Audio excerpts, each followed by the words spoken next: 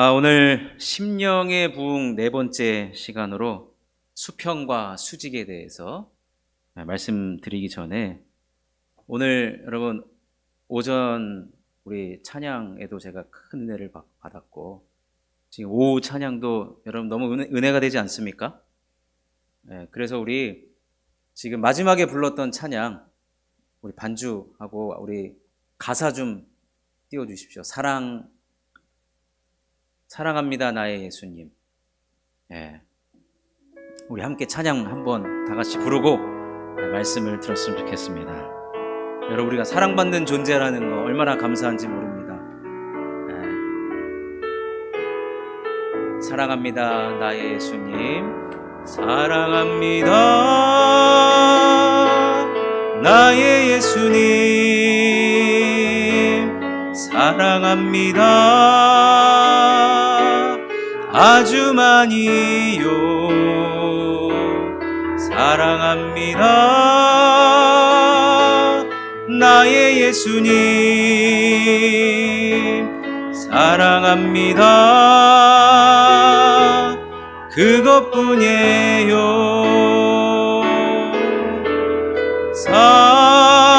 사랑한다 하더라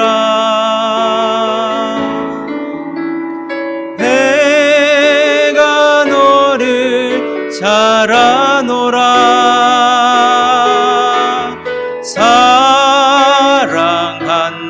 내 딸아 내게 축복 더하노라.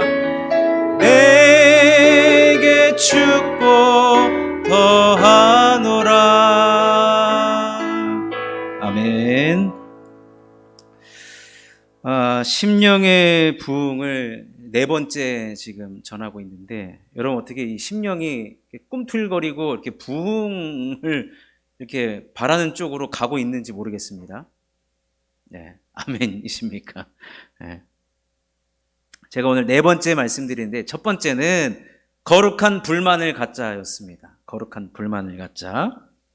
여러분 거룩한 불만을 갖자는 것은 우리가 영적으로 성장하자는 거예요. 성장하시기를 주의 이름으로 축원합니다. 침노하는 자는 말씀 중심의 신앙생활을 하자는 겁니다. 말씀이 중심이 돼야 돼요.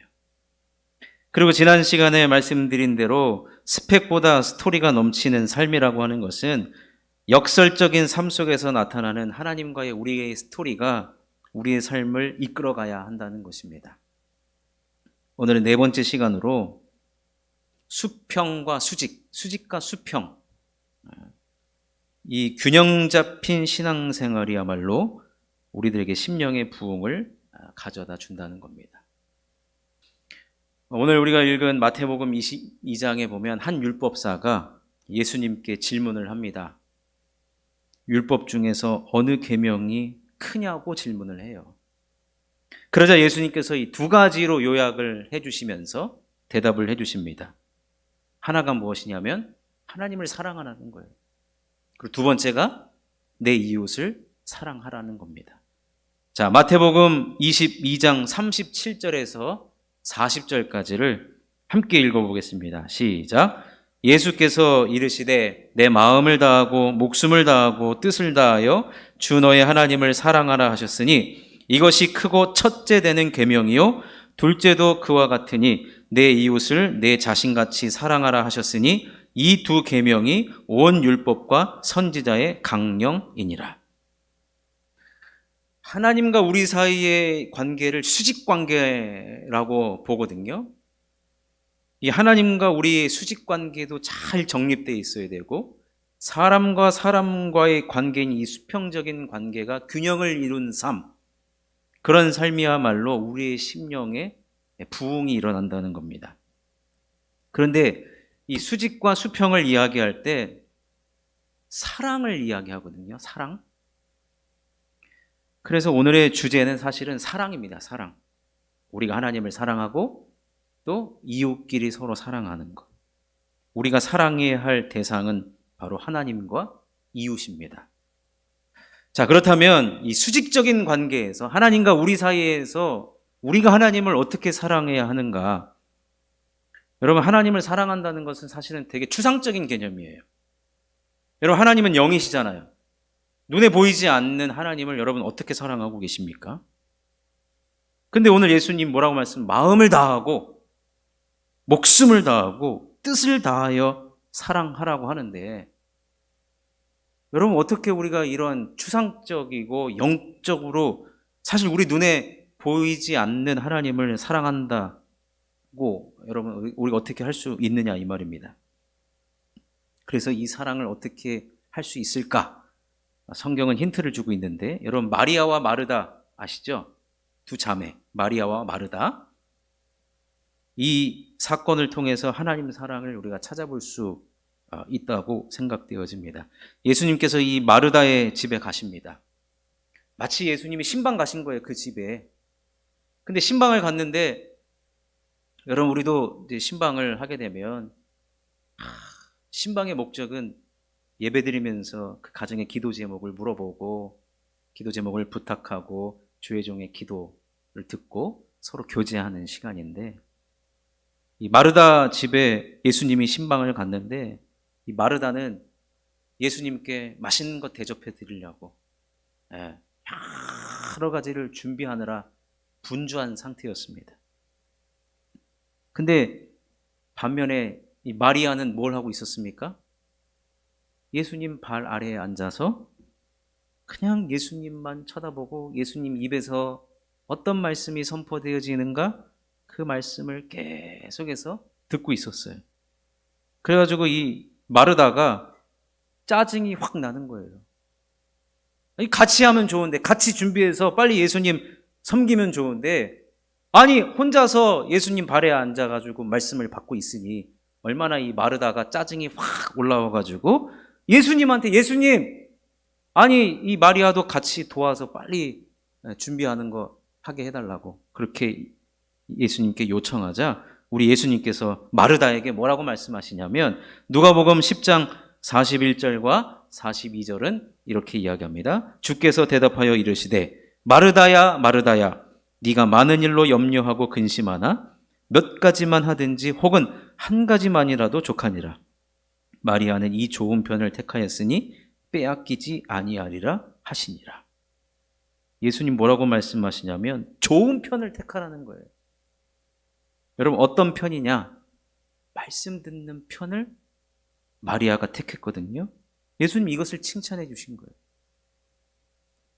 많은 일 때문에 염려하고 근심하는 것이 아니라 분주하지 않는 마음으로 모든 것을 집중하여 하나님 말씀 듣는 것이 바로 하나님 사랑하는 것입니다.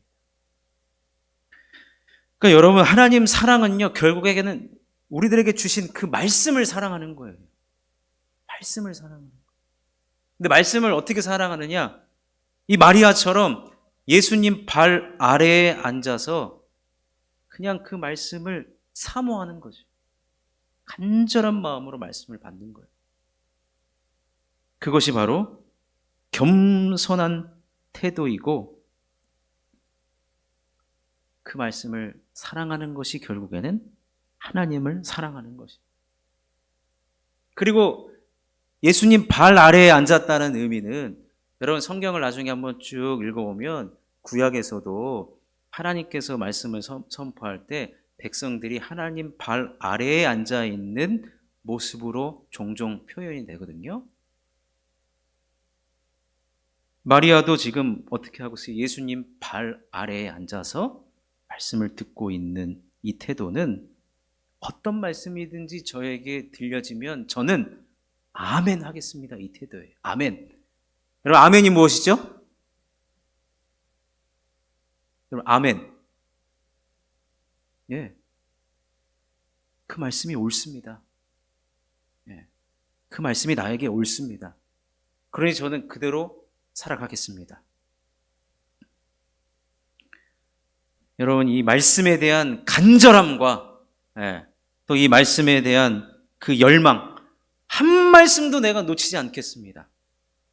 여러분 바로 이것이 하나님을 사랑하는 것이고, 신앙생활은요 말씀을 잘 듣는 것입니다. 말씀을 잘 듣는 거예요. 말씀부터 듣고 봅시다. 무엇을 하다가도 예배 시간이 되고 말씀 시간이 되면 온 신경을 집중하는 겁니다. 여러분 지금 피곤하십니까? 네? 여러분 눈꺼풀이 지금 100만 톤 정도 되시는 분은 여러분 어떻게 해야 되겠습니까? 제가 뭐 종이라도 칠까요? 여러분 오늘 오전 예배 때 제가 하나님 제일주의 말씀드렸는데 예배부터 드리고 보는 태도가 바로 하나님을 사랑하는 것입니다. 여러 가지 일로 분주한 것이 하나님을 사랑하는 게 아니라 여러분 이거 기억하셔야 됩니다. 교회 일과 하나님 사랑하는 것이 결코 같지 않다는 것을 여러분 기억하셔야 됩니다. 교회 일 하다가 말씀 듣는 거 여러분 놓칠 수 있습니다. 가장 중요한 게 뭐냐? 예수님 발 아래에 앉아서 말씀을 듣는 것부터 하나님 사랑이 시작되는 거예요. 그러니 여러분 심령의 부흥이 어떻게 일어나느냐? 다른 것 없어요. 말씀부터 듣는 그 마음과 태도와 간절함과 열망에서부터 시작되기 때문에 사랑하는 성도 여러분, 말씀부터 받는 그러한 마음이 여러분 가운데 샘솟으시고 주님 발 아래 앉은 여러분들의 그 모습 속에 반드시 심령의 부흥이 나타나게 될 줄로 믿습니다. 여러분 심령의 부흥 제가 오늘 몇 번째라 그랬죠? 네 번째, 세 번째 아닙니다. 네 번째입니다. 세 번째는 갑자기 과거여행 가시는 거고 네 번째인데 왜 제가 이 네 번째 말씀드리냐면 이제 다음 주일 오후 때는 주님 발 아래 앉아 있는 그런 모습이 뭔가 한 칸씩은 앞으로 오셔야 되지 않을까? 뭐 제가 이상한 얘기했습니까? 안 됩니까? 이건 지금 고정된 자리라서 절대 이 자리는 안 됩니까? 여러분 마리아를 생각해 보십시오. 예수님 발가락 냄새 나는 그 발 아래에서 말씀을 듣고 있는 거예요. 침 떨어지듯이. 그 침 내가 다 받아도 나는 상관없다. 여러분 뭐 어디 앉아도 사실은 어디 앉아도 다 됩니다만 그래도 심령의 부흥은 그래도요. 여러분 옛날에 부흥회 하면요 앞자리부터 막 부흥 강사님 바지가랑이라도 하나 잡으려고 막 옛날에 그랬거든요. 여러분 다음 주가 기대가 됩니다. 자, 두 번째로 우리가 이제 이웃을 사랑하는 수평적인 관계는 여러분 이웃을 사랑하는 방법이 무엇일까요? 그럴 때 그럼 우리가 누가 우리의 이웃인가에 대한 정의가 필요하거든요. 누가 우리의 이웃인가? 예수님께 누가 우리의 이웃입니까? 라고 질문을 했을 때 예수님께서 한 비유를 말씀하십니다. 여러분 선한 사마리아인의 비유 들어보셨죠? 예, 강도 만난 자. 자, 누가복음 10장 33절에서 36절인데 화면에 있으니까 우리 함께 한번 읽어보겠습니다. 시작. 어떤 사마리아 사람은 여행하는 중 거기 이르러 그를 보고 불쌍히 여겨 가까이 가서 기름과 포도주를 그 상처에 붓고 싸매고 자기 짐승에 태워 주막으로 데리고 가서 돌보아 주니라. 그 이튿날 그가 주막 주인에게 데나리온 2를 내어주며 이르되 이 사람을 돌보아 주라. 비용이 더 들면 내가 돌아올 때에 갚으리라 하였으니 내 생각에는 이 세 사람 중에 누가 강도 만난 자의 이웃이 되겠느냐. 강도를 만난 사람을 보고서 그때 당시 제사장도 지나가고 레위인도 지나가고 근데 이 사마리아 사람이 그 강도 만난 자의 이웃이 되어줘서 그를 도와준 이 비유를 말씀하시면서 예수님께서 자비를 베푸는 자가 그 사람의 이웃이고 그 사람을 사랑하는 방법이다라고 말씀해 주고 있습니다. 우리 주변에 강도 만난 이웃을 보고 불쌍히 여기는 마음이 여러분 우리가 들어야 되고 또 아까 우리 오전에 우리 허장로님 기도하셨는데 지금 모로코? 그죠? 모로코에서 지진입니까? 산불입니까? 지진이 나가지고 지금 한 아침에 저 뉴스 보니까 한 1,300명 그죠? 그 이상 사망자가 있었고 뭐 올 초에는 터키인가 그죠? 예, 지금 막 온 세계가 지금 기후 때문에 난리가 아닌데 불쌍히 여기는 마음. 네. 내가 가진 것을 들여서라도 살리고자 하는 마음. 무엇보다 영혼을 사랑하는 마음입니다. 여러분, 한 영혼을 사랑하는 마음이 깊어지고 깊어지고 깊어지면요, 그 안에서 뭐가 나오냐면 창의적인 것이 나와요.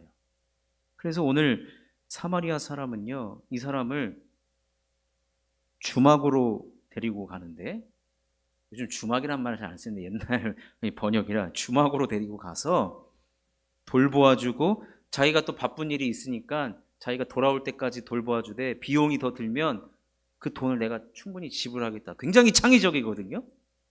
네. 맡겨놓고 그냥 가도 사실은 되게 훌륭한 이웃이 될 수 있어요. 근데 맡겨놓고 이 사람에 대한 불쌍히 여기는 마음과 자비의 마음을 갖고 보니까 돌아올 때까지 돌봐 주십시오. 그리고 비용이 얼마든지 들으면 제가 드리겠습니다. 되게 창의적으로 여러분 지금 이웃을 사랑하는 것이거든요. 여러분 최근에 SBS에서 했던 드라마 낭만 닥터 김사부 혹시 아십니까? TV 같은 건 뭐 이렇게 멀리하고 사시죠? 저 같은 사람만 지난번 청년부 수련할 때도 뭐 봤냐 물어봤더니 저만 봤어요. 야, 이 세속에 찌든 목상가. 예, 낭만 닥터 김사부를 보니까 그 의사가 이렇게 하는 대사가 있어요. 무슨 대사냐? 그 사람이 누구든 어떤 일을 하고 어떤 위치에 있는 사람이든 수술방에 들어온 이상 나한테는 환자일 뿐이야. 머리에 딱 하나만 꽂고 간다. 하나만 생각하고 간다는 거예요. 살린다. 무슨 일이 있어도 살린다. 아니 이거 보니까 막 저기 북에서 넘어온 사람도 수술방에 들어오고 살인자도 막 수술방에 들어오는데 밖에 막 군인들이 있고 경찰들이 있는데 아니 살인자를 살릴 겁니까? 저기 우리나라 국군들한테 총질한 그 북한 사람을 살릴 겁니까? 김사부가 이런 얘기를 하는 거예요. 수술방에 들어온 이상 살린다는 거예요. 근데 살려놓고 보자는 거예요. 살려놓고 보자. 마찬가지예요. 강도 만난 이유? 이 사람이 신분이 어떻든 어떤 직업을 갖고 있든 살려놓고 보자는 거예요. 살려놓고 보자. 그러면서 예수님 뭐라고 말씀하셨느냐? 이 비유를 말씀하시면서 너도 가서 이와 같이 하라고 말씀하셨어요. 너도 가서 이와 같이 하라. 우리 주변에 여러분 강도 만난 이웃들이 너무나도 많습니다. 그들을 살리고자 하는 마음, 그 마음이 여러분 이웃을 사랑하는 마음이고 그들에게 선한 사마리아인으로 다가가서 사랑을 실천하는 것이 우리에게 너무나도 요구된다는 겁니다. 여러분 며칠 전에 제가 신문 기사를 하나 읽었는데요. 며칠 전에 비가 막 내리고 있는데 그 폐지를 줍는 할머니, 그 기사 보신 적 있나 몰라요? 폐지를 줍는 할머니가 비가 갑자기 오니까 우산이 없잖아요.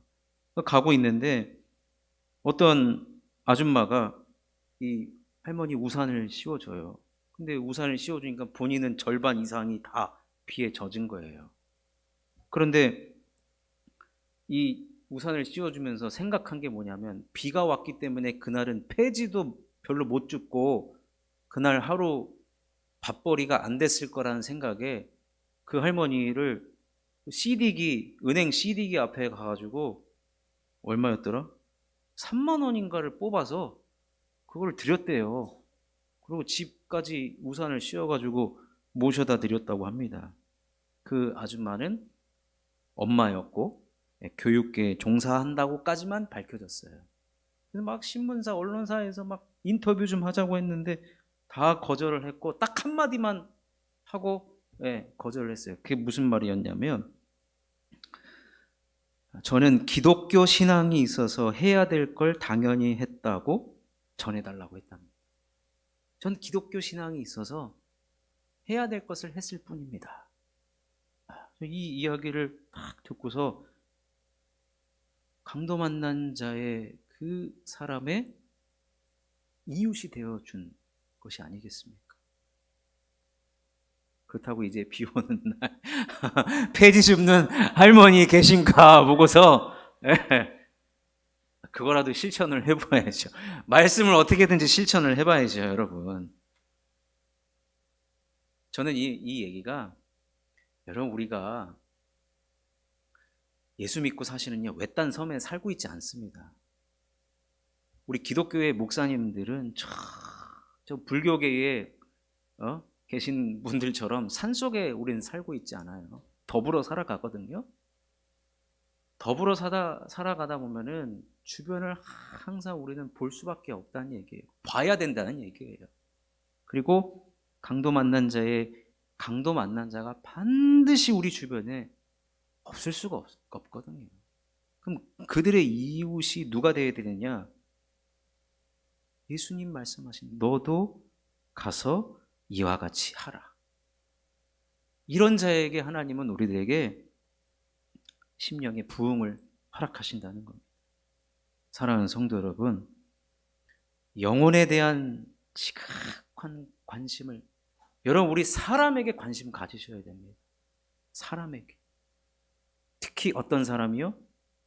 화려하고 힘있고 권력있고 그런 사람이 아니라 강도 만난 자, 우리 주변에 누가 강도를 만났는가?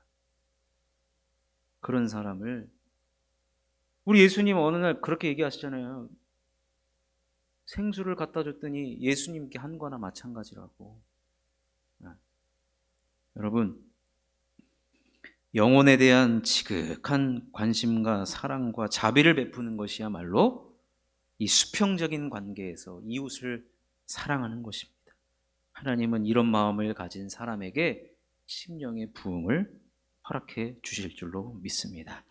말씀을 맺겠습니다. 하나님 사랑, 말씀부터 듣고자 하는 그 마리아처럼 예수님 발 아래에 앉아서 어떤 말씀이든지 겸손한 마음으로 말씀을 받고 간절한 마음으로 말씀을 받는 자에게 하나님은 심령의 부흥을 허락하시고, 사람에게 관심 갖고 영혼에게 관심 갖는, 특별히 강도 만난 자의 이웃이 되어주는 그런 영혼에게 심령의 부흥을 허락하여 주실 줄로 믿습니다.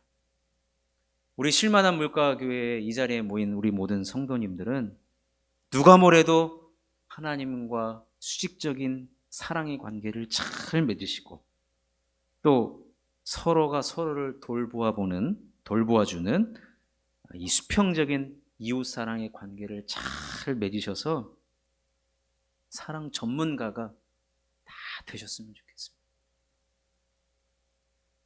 이웃을 어떻게 사랑해야 할까요? 라고 누군가가 물어보면 저 쉴만한 물가교회에 한번 가서 보십시오. 그런 말들이 좀 들려왔으면 좋겠습니다.